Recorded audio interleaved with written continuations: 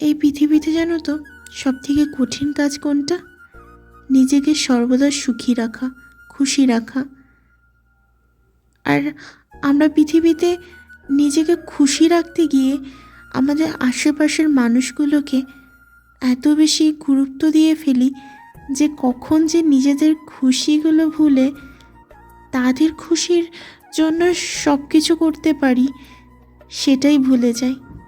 আর অবশেষে কি হয় জানো তো, নিজেদের খুশি থাকা, ভালো থাকা, সব রকম কিছু কম্প্রোমাইজ করে আমরা যাদের জন্য এত কিছু করি তারা সর্বশেষে কি বলে যে তুমি আমার জন্য কি করেছো। আসলে ব্যাপারটা সেটা না।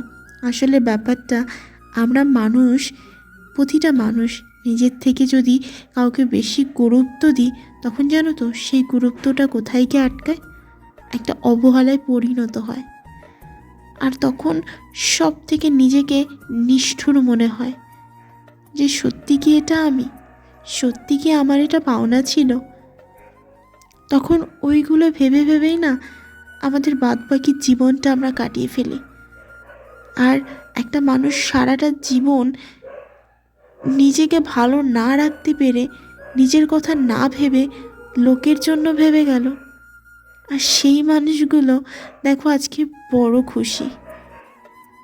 এটা হয়তো স্পেশালি মেয়েদের সাথে হয়, কারণ আমরা কম্প্রোমাইজ বড্ড বেশি করি যে।